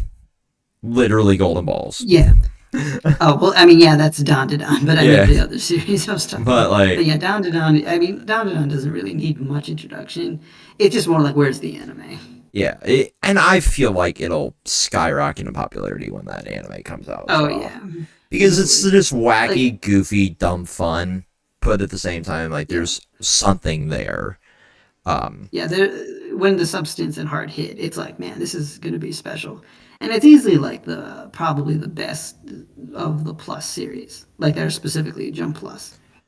Next to maybe Oshinoko, like Yeah, I mean, I would put that above, but I think technically Oshinoko is weekly, Young Jump, as we were It's a saying weekly earlier. Young Jump series, yeah. okay. Yeah, Anyway, I so but you're found right. In the app, I would agree. Of the ones that aren't weekly Shonen Jump, yeah, it would be Oshinoko, but Jeez. specifically Plus, it would be Dandadan. anyway, I God. found the image. Oh God, I'm gonna be fucking jump scared, aren't I? Yeah, That probably. That one. Okay, that one was not the scariest image I saw, but it was very interesting. It's funny out of context, but like, yeah, in context, I think it's more scary. I'm pretty sure we have another one in our DMs here, Luke, where you just and fucking okay, this one is really freaky. there's There we go. See. That's a little bit more Yeah. freaky. yeah, that one. That was one of the early chapters. Yeah, because when I saw that, I was like, "What the hell even is this series anymore? Is it just like gonna be this world where this like kid is gonna like create his own film and he's gonna play the part of everyone?" I mean, Well, to be fair, they're also not children anymore. There was a time skip, so they're all adults now. it plays into the same reason like fucking Phantom Zero got popular. It was like the art went super hard. And then it just, became this crazy success, cult wise, but it just didn't hit as well, like weekly wise, yeah. Which is unfortunate because I was really a big fan of that series in particular, but it just didn't last. Yeah, if you watched our Act series podcast, you can see that. Yeah. Compared to like anything else that's come out, that's a series I think that we enjoyed the most. Oh God. Oh God. Like why do our DMs have so much fucking berserk, basically porn at this point? Because that's what Berserk is. I'm not scrolling up any farther. I saw rape horse. Yeah. Oh, don't. I cannot. Because of Berserk now, I cannot enjoy the song from a comedy series that I love so much, which is called My Lovely Horse. That's the name of the song. Yeah, well, I'm shocked the internet did not deliver us such, wonderful YouTube poops as Amazing Horse with Rape Horse just rotoscoped over it. In Christ. Well, it puts the monkey does frog video into another context. Yeah. Well, there goes any chance of this getting monetized. Well, we're way far into the video. I'll be surprised. It's not even that. It's the fucking AI that YouTube has screened this. They still say, and this is just me shitting on YouTube at this point. They still say, the title is inappropriate for the Power Rangers Zordon era video. Even though it's literally just called the Zordon era video. Like, is it era? Is that the word? Is Zordon a slur in another language? No, I'm genuinely asking that. Is that? No, it could be. Like, it's weird, like, what words, like, in other languages, like, when I hear them in my language, I'm like, oh, that means something completely different. It's right, like. So what does Zordon mean? Let's just move on. I'm not going. You might have said Zordon too much. We already might be in trouble. All right. So there was another series that I do like, but I've not caught with it yet, but I'm gonna catch up with it because thankfully all the chapters are still free to are not locked behind the app on the website. Demon Lord Exchange. Okay. Yeah. I've heard that series. Yeah, I might give that one a try. Well, I mean, I say that, but it might be locked in it. It's well, like I said, all the chapters are still up, so they're not locked behind the app. So okay, well, that's good. Yeah, so this series I do like because just because of the comedy and the because it's okay. The basic plot is that this hero party goes like, we're gonna fight the powerful demon lord, and they get absolutely wrecked. And the demon lord is like, to like the main hero is like, okay, I'll make a deal. I won't harm any of your comrades, but I have to swap bodies with the girl you have a crush on for a year. And she's just like, yeah, I'm gonna do that. And he's like, no, I don't want to do that. But it eventually does happen, and so now, because the demon lord is like, I want to go to the human world and explore it. Um, Possibly for the intent of taking it over, but at the same time, he winds up being more of a hero in the body than the actual person he's actually taken over. Hmm. And he's like, I don't want to be a hero. Stop treating me like a hero. Stop thanking me. It's basically like if going back to Power Rangers quickly, if Lord Zed took over the body of one of the Power Rangers and was actually good at being a hero. I mean, Zed is a Power Ranger technically in the comics right now, so. But he was still Zed. He was still Zed. So he was like, I don't like this. And that's essentially what's going on in the comics right now. He's a ranger for the sake of the plot, but he's not like good by any stretch of the imagination. That's fun. So yeah, there's a lot of comedic elements to it because of the fact that the main hero knows that his crush is now possessed by the demon lord, and he's like, am I slightly turned on by this? Interesting. I mean, that's fun. I did, while we're recording this, shout out to Nox. He put out a tweet talking about his top 5 Jump Plus series. I'm like, man, the timing of that. God. And among his series that I really enjoy are his number 1 was Skeleton Double. And yeah, Skeleton Double I think it's right now still pretty early in the series, but I think it's going to be the next really big series that I'm going to be particularly promoting, because it's very much like Tokyo Ghoul, where there's a really cool power system and the characters are a lot more morally gray in their combat and actions and philosophies. Huh. And another one, Make the Exorcist Fall in Love. I had to give this one a second try myself, and I'm glad I did. Art-wise, it's probably one of the best series. Yeah, I mean, maybe except for Dandadan, which was his number 2.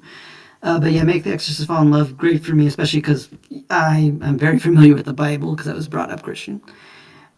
So I enjoy that aspect, as well as some of the themes they really dig into about the church and how the church raises people. It's pretty messed up, and especially the current arc is it's a great way to show how an OP character, the main character, can be put in a position where they are extremely vulnerable and in danger without them realizing it.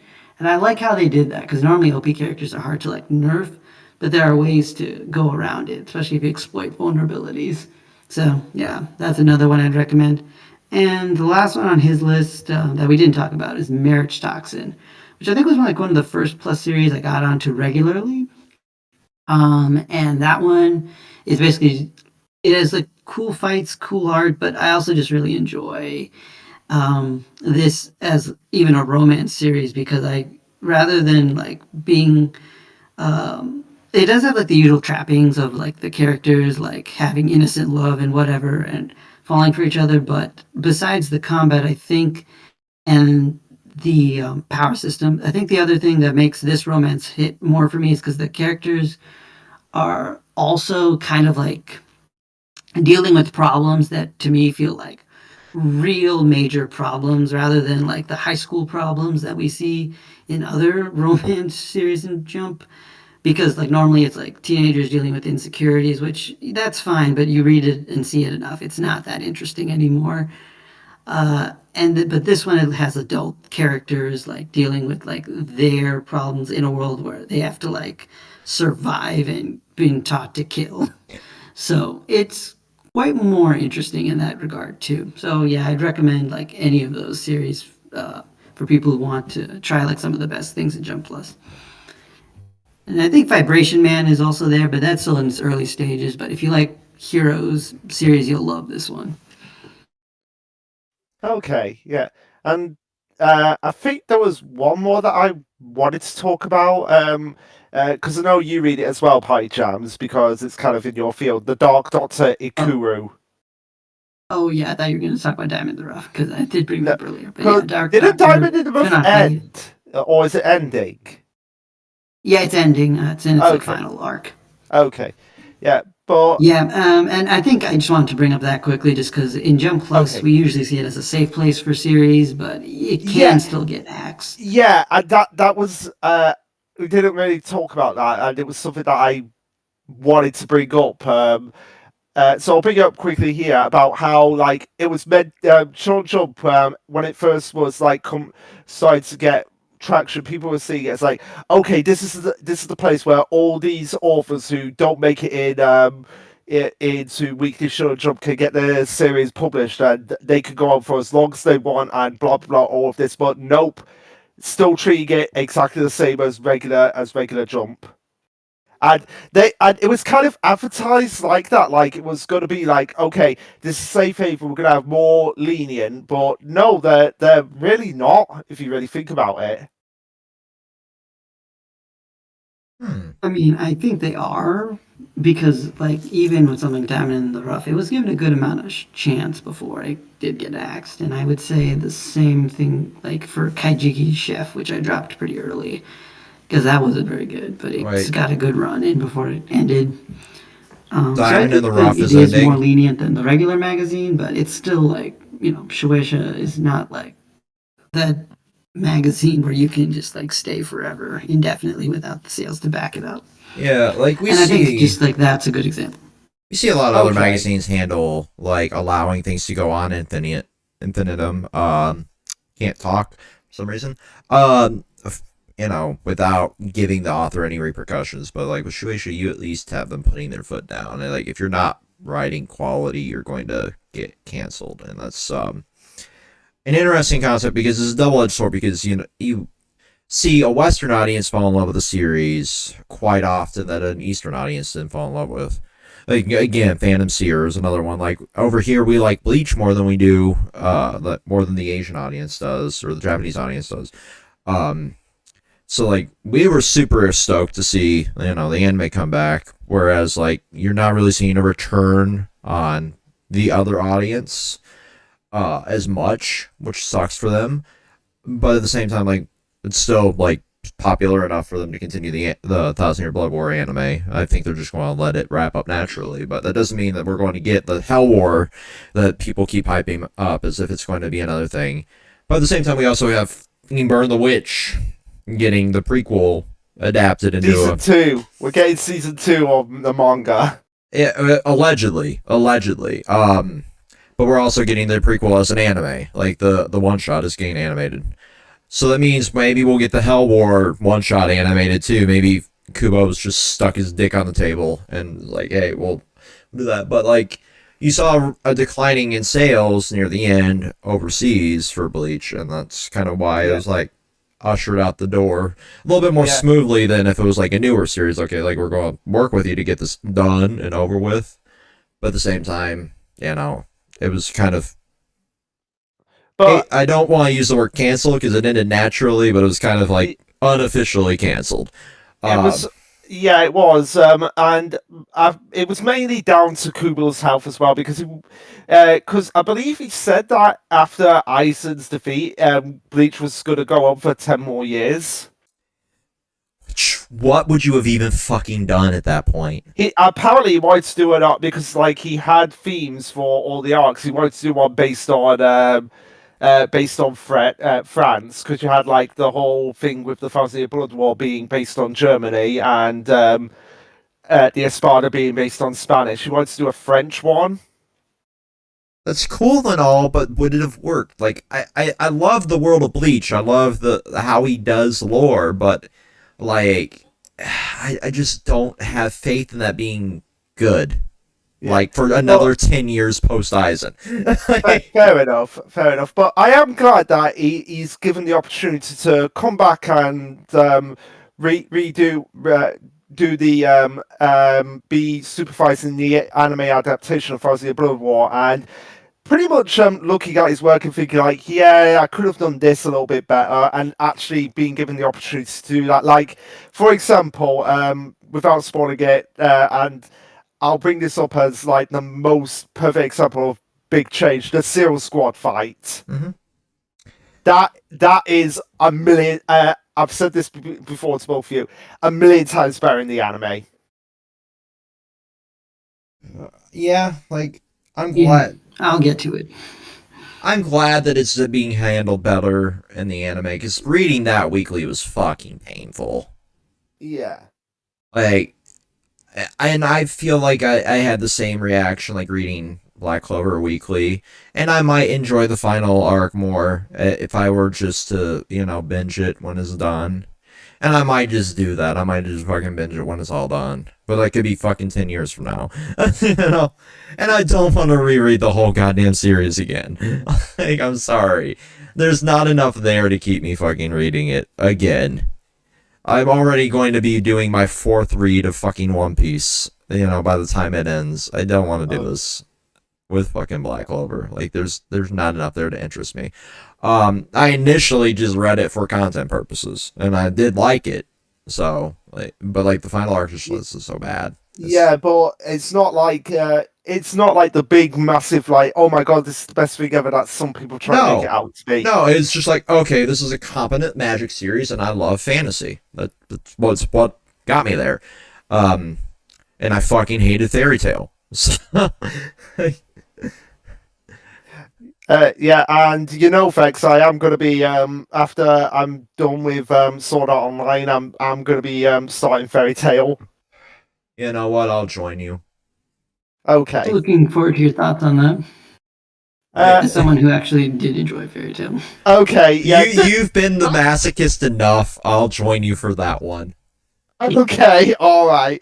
But yeah, going. Yeah, but I do want you to know when you get to Essay of Alkanization, because I still need to watch that, and so it'll be my excuse to watch it. Okay, I'll let you know.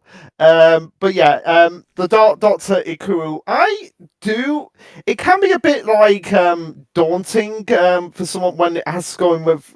I do like the series, but it can be daunting for someone who has to kind of like read all the descriptions of all the creatures and like what kind of like bacteria they represent.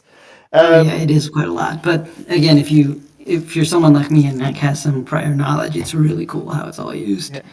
But I do like Ikuru as like a main character. This like person who's stricken with a immortality disease that that basically makes him like, hey, I want to find the perfect way to die, but I can't, so oh well, I'm just gonna mess people up as well, because he goes berserker so often in the series. It's like it makes you question, like, is he a hero or is he like a villain sometimes?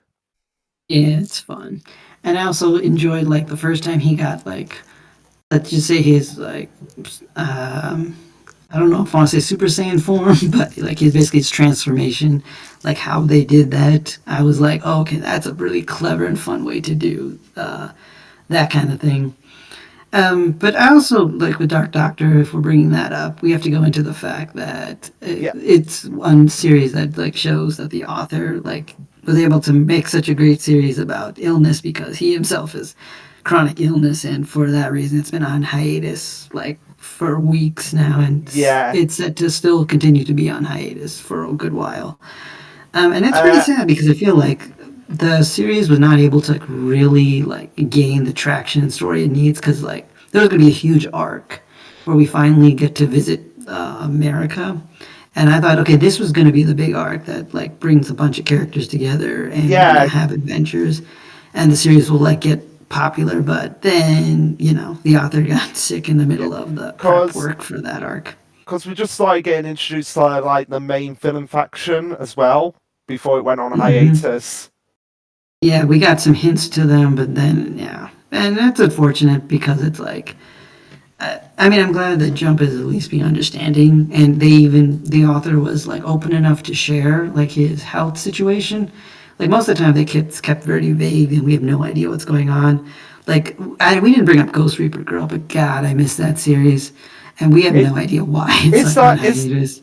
I was going to ask, was that cancelled or was it on hiatus? No, it was technically on hiatus. I think it's not been officially canceled, and like that author, I mean, like people don't have to tell us what's going on in their lives, but it's very worrisome when we hear nothing. But Dark Doctor, at least I know exactly what's happening. Yeah, and we have heard more about the Ruri Dragon author than we have Ghost Reaper Girl. Yeah, because they're still active and doing things art-wise outside of Ruri Dragon. So are they just? Ghost Reaper Girl's not even Did they just get overwhelmed by how successful Ruri Dragon was? Probably. Yeah. But yeah. By the way, quickly to just go back to Dark Doctor Iku. Musan, we need to protect at all costs. Yeah, Musan. Yeah, it's their mascot character. The mascot character, like this, just like because I'm looking at some of the arts where it's like this giant like whale seal puppy dog thing. It's like a blob monster thing. That just goes moo moo moo moo. It's just like, oh, you just want to protect it. You just want to give this thing a big old hug. Yeah, if we had merchandise would be Moo merchandise would go through the roof. Yeah, but it's again unfortunate that but I also think it's one of those series that wouldn't have survived in the main magazine, if being honest, because absolutely not, was not something people were really talking about. Like series like Skeleton Double and Make the Extras Fall in Love, like those I think would thrive even in the regular magazine, but Dark Doctor, Diamond in the Rough, definitely, and like series that like really have much slower starts. Yeah, they would not survive. Yeah, and that and I don't think it's like the reason why it wouldn't survive is basically what I said, because like unlike something like say Doctor Stone, which like had things around like the scientific explanation that were a lot of fun as well. With Doctor Ikuru, it's like it's very much heavily focused on like, okay, you need to have in order to really, really love this series, you have to like really know exactly what some of these terminology are. Mm-hmm. And I feel like for like the main magazine, which is which at the moment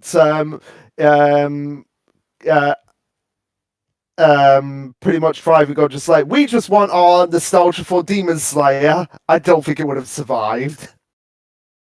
Yeah. So, did we have any other series we want to talk about? The only other thing I could think about is Tacto P, which was just going to be my example of like a really great short series, and also much like Astra Lost in Space is a good example of like maybe this author is better at writing short series than longer series, even if they have talent. Yeah, like what is happening with Diamond in the Rough? Because I kind of tuned out when you were mentioning that because I was responding to Red. Is it? I mean, I was actually talking about Taco P, not Diamond in the Rough. but I heard you mention Diamond in the Rough. What's going on is we're in the last arc of the story. Like it was announced, and the author confirmed. Okay. We're at the end of the arc, and that was just my example of even long-running series can be axed in this magazine. Okay, so it was axed and not just like natural ending or just.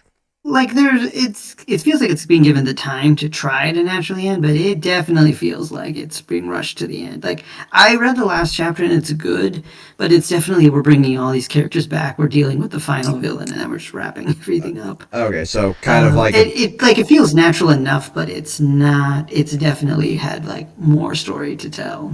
Gotcha. So it just would be like, wait till it's done to finish it then.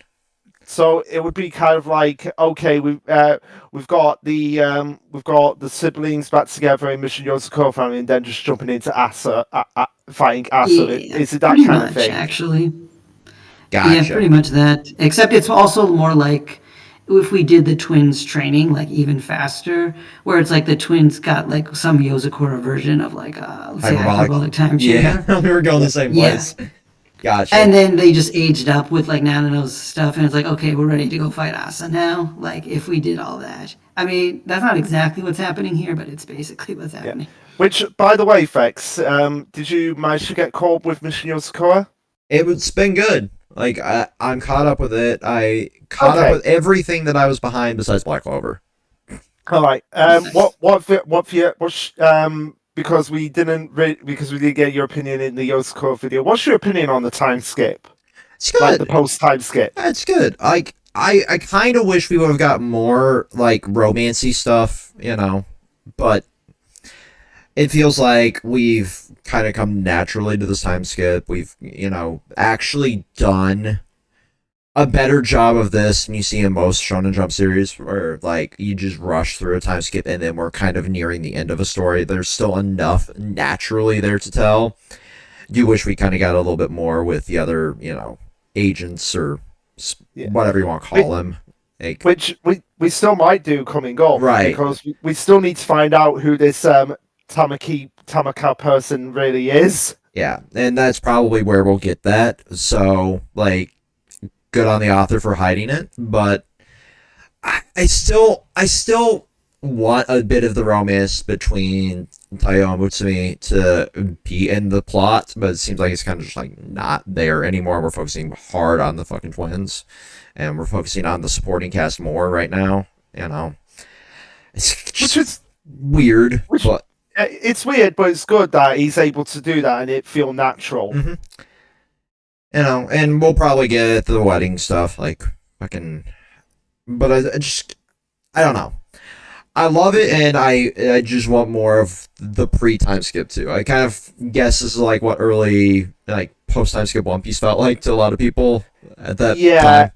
Because it's like with One Piece post-time skip, it's like we had like the Fishman Island arc, which was like the arc of like, okay, this is where we bring the Shorelights back, find out how strong they've gotten over the time skip, and then immediately we get to Punk Hazard, and it starts like the whole journey to Wano stuff, because like from Punk Hazard right through to Wano, that's all like one big storyline. Mm-hmm. Yeah, I figure that's kind of like the feel we'll continue to have here too, which is fine. Yeah. Like, there's nothing majorly negative there. It's just I wish I would have more of that romance element still in there.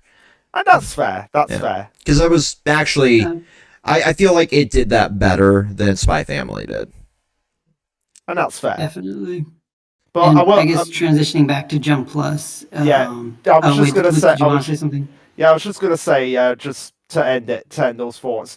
I still stand by that. This has been one of the best years for Yosakura. Mm-hmm. Oh yeah. Oh yeah. And so, I was going to transition back to Jump Plus with the romance line and say it's like one romance series I actually am enjoying, even though I just said like I'm not super into it, is My Girlfriend Gives Me Goosebumps. And I think what I enjoy about it is it's much less cliche and trite and boring. Right back. I feel like, once again, these are the characters with like real like mental issues figuring themselves out. Oh, yeah. For anybody who doesn't know the series, it's kind of like if you had like the most wholesome relationship mixed in with the most toxic relationship. Yep.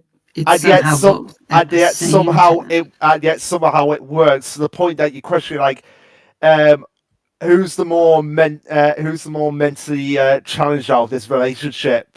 Because you have like the girl becoming the girlfriend of the boy, and then like an old classmate of the boy is like, hey, stay away from her, and then he's like, nope, I'm not gonna do that.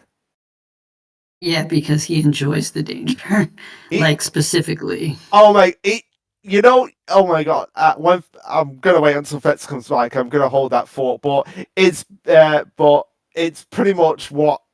I'm just going to hold the fort. I've not caught up on the last few chapters, so... yeah, because the series is bi-weekly now, though, so it shouldn't be too hard to catch back up. Yeah, it shouldn't be too hard. I think I But it's pretty good. Like, I mean, there was like one thing I thought was going to happen, which I was afraid would ruin the series for me, but then it didn't happen, and I'm like, okay, you were really threading the line here, pal. Yeah.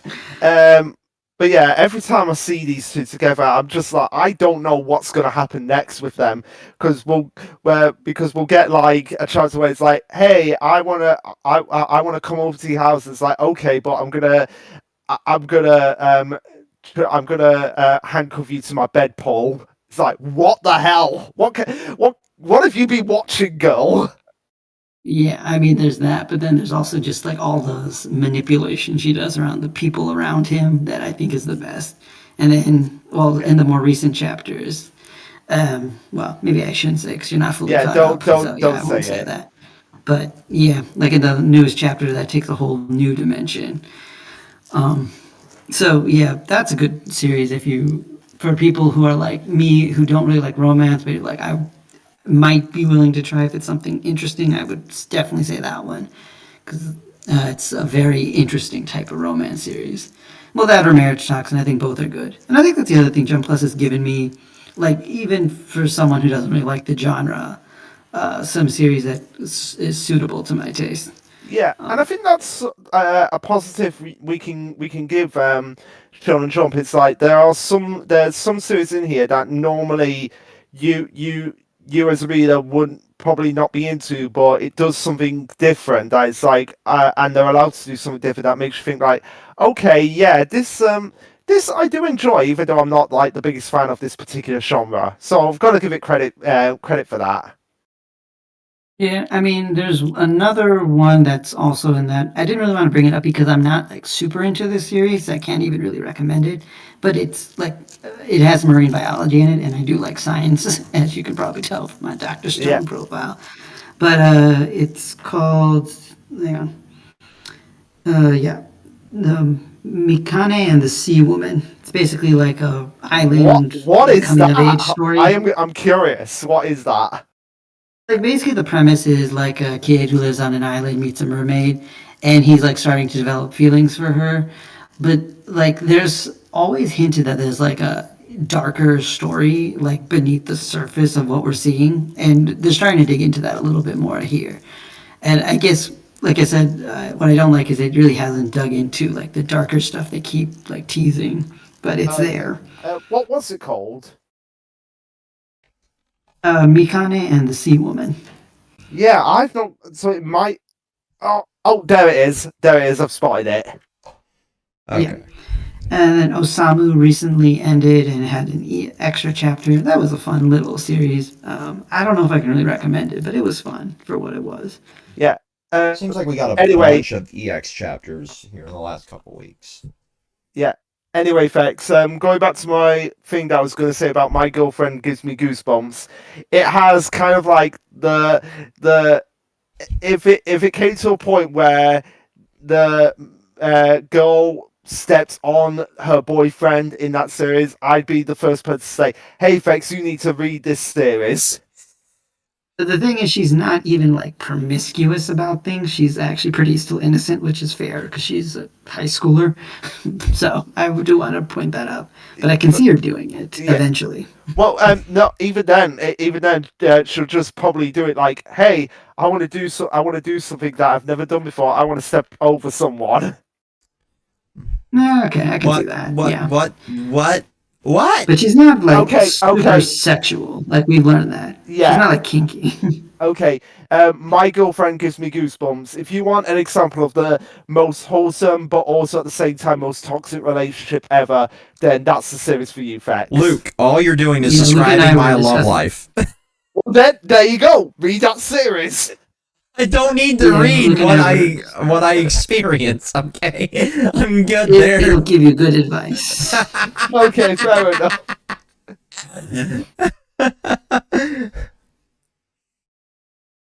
Oh my But god. yeah, I was just looking through to see if there was anything else, but I think I've talked about most of them. I mean, and not in the detail I would have, but I don't want to overextend this discussion of ours because I think it's already like 2 hours, right? Yeah, it's It's pretty much 2 hours. hour 36 on this one, and I think it was like 16 minutes on the other one, so yeah, pretty close. Yeah, yeah. So I think we can Yeah, start wrapping so this we up. can probably wrap this up, yeah. So I mean, there's probably going to be more plus series, and there's a bunch of ones that I haven't even read yet that I'm considering trying, but I think even compared to the regular magazine, it's hard to do that because like when Wild Strawberry came out, I was like, okay, this might be a series I can get into, but maybe I'll put it off for now.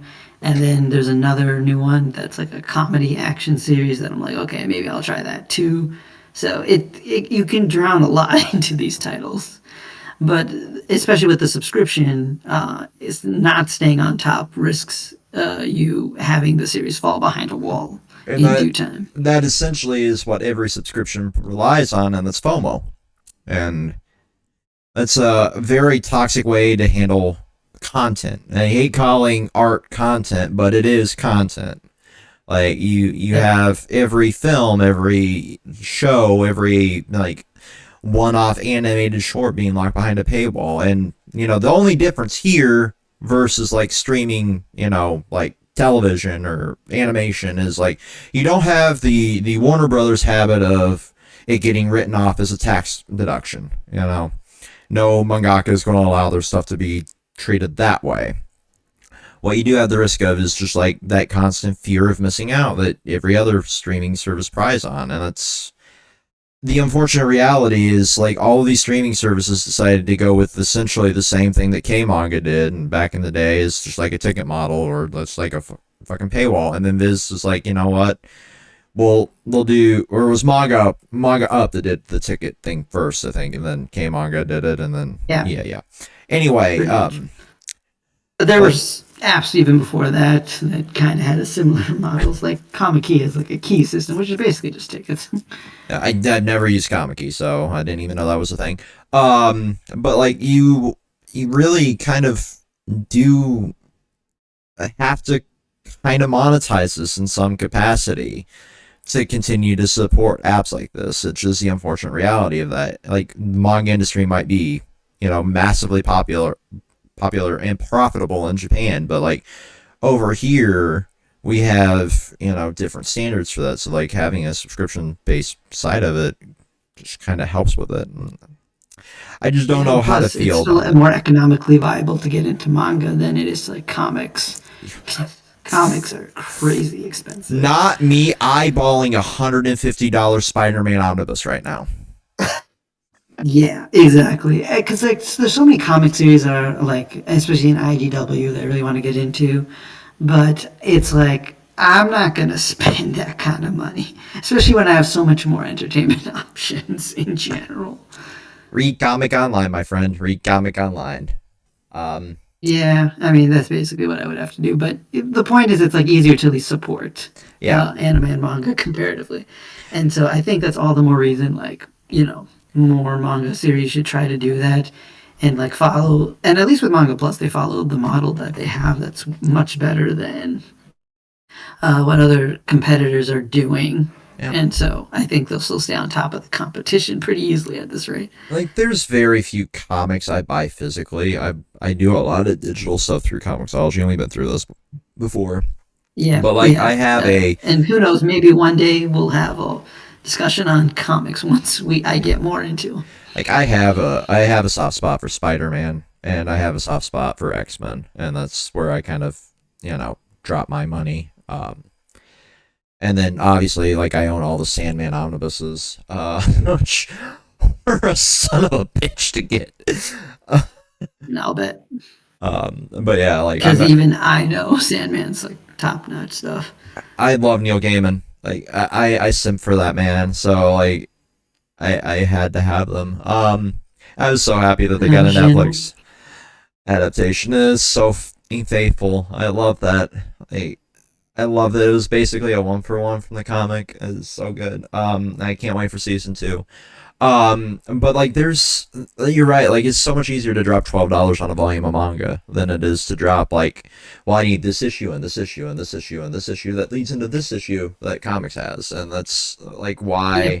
And we also, even without the volumes, we have like subscription models like these in order to just read like everything we want. Because when DC and I guess Marvel have like their own version, but they're way more expensive for not even close to the amount of content. The Marvel ones, the Marvel and DC ones are viable, but like, you have tiers to like the DC one that locks like certain ages behind And that's where I kind of like, okay, but that's also like 25 years of comics you're locking behind a silver tier or a fucking gold tier of a subscription service. It's already $8 to read like the modern comics, guys. Like, and people wonder why Warner Brothers is not the brightest because they handle the subscription service for it. It's like Warner Brothers owning DC is just like, well, we're just going to fucking, monetize the monetization at this point. But the Marvel one's like... Yeah, I'm not actually even sure who owns DC now, because, like, isn't Discovery also involved? It's complicated. Yeah, that's what I mean. It's like, I don't even know. Warner Brothers... Like pulling...